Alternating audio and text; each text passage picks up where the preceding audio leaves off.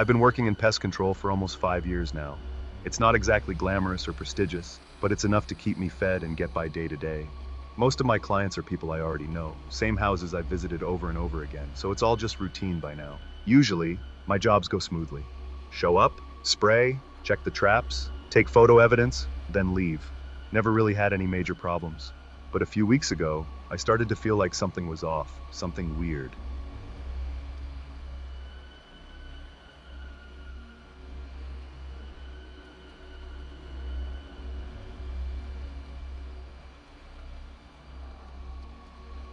That night, just as I got home, my next-door neighbor, Maria, greeted me with a puzzled tone. "Whoa, back already?" I was taken aback, because I had just gotten home and hadn't stepped out again that night. She said she saw me leave about 10 minutes earlier, said we even made eye contact while she was on her porch. At first, I thought Maria must have been mistaken. Maybe she was sleepy or saw a shadow. But deep down, something didn't feel right. The next morning, I was shocked to see 5 missed calls from one of my regular clients, Dan. He's not just any client. He's a former military guy, super disciplined, and not the type to believe anything without proof. I called him back, and the first thing he asked was, "Did you come to my house this morning?" I casually replied, "Nope, your appointment's not until next month." Wow. But he sounded even more uneasy after that. He told me that earlier that morning, around 8:30, when he was about to leave for work, he saw someone wearing a uniform like mine, with a sprayer slung over their shoulder, walking around his house. That person even checked one of the bait boxes, the one only I know the location of.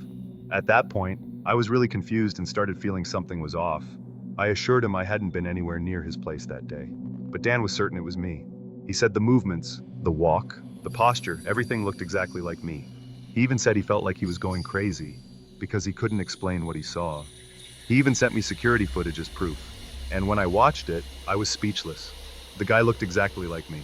The uniform, the posture, even the limp I've had for years. Everything matched. Only one thing was different. The sprayer was slung over his left shoulder, while I always carry mine on the right. Right after that, I checked the office schedule. I made sure there was no appointment for Dan's house that day. No substitutes, no extra jobs, nothing. Totally empty. I started asking myself, what really happened? Was someone pretending to be me? Or was it me, and I just didn't realize it? A week after that strange incident with Dan, I got a call from Mrs. Anderson, one of my longtime regular clients. When I got to her house, she greeted me with a slightly annoyed tone. "You just walked around the yard, didn't spray anything, just left the tag and left." I was genuinely shocked.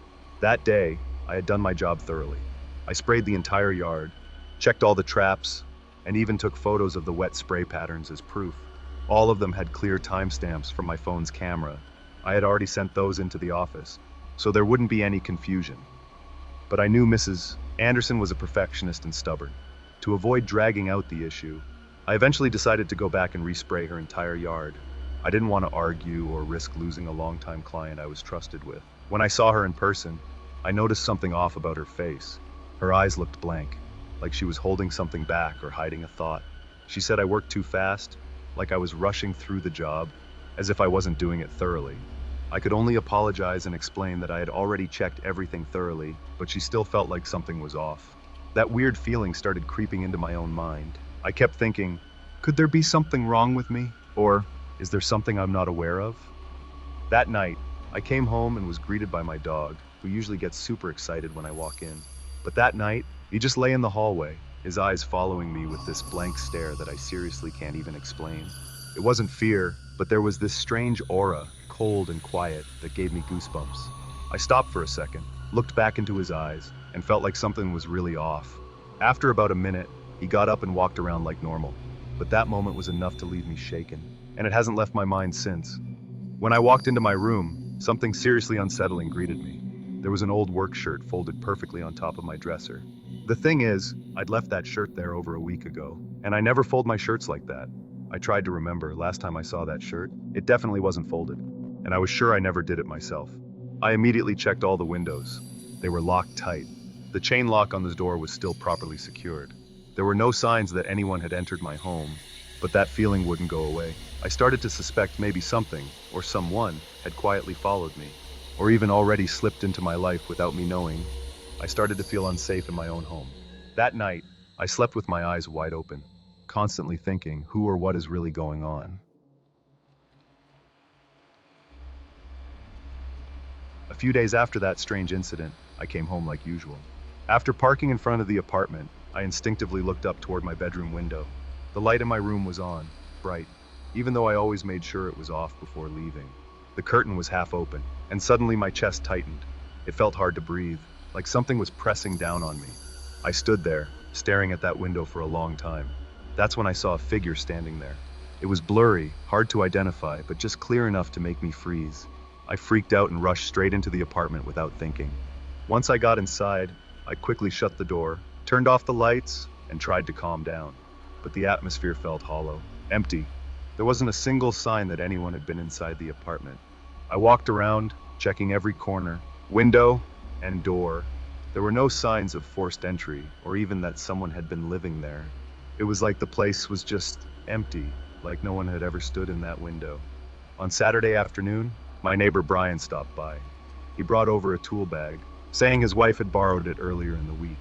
All I could do was thank him and take the bag. But the truth is, I never lent that bag to anyone. I rushed to check the utility closet in my room. Sure enough, the bag was gone from its place. No one else had the key but me. A creeping anxiety started to rise in my chest. Every normal sound from the building, like the neighbor's TV or kids playing outside, suddenly felt muffled and distant. Everything sounded off, muted, like something was pressing down on the whole place. My chest felt tight and I couldn't breathe normally. That night, I decided to install an extra lock on my bedroom door. Not because I was scared, but because I wanted to know if the door would open on its own, just like I'd been dreading. I had solid proof I could rely on, photos with timestamps, GPS logs showing I was exactly where I said I was during all the strange incidents. But somehow, someone who looked exactly like me had been doing my job while I was gone. That person might have even gotten into my home, slept in my bed, and followed my routine like they were me. Ever since I installed that extra lock, none of the strange events had happened again. But I remained on edge. I kept wondering, who was that person? What did they want?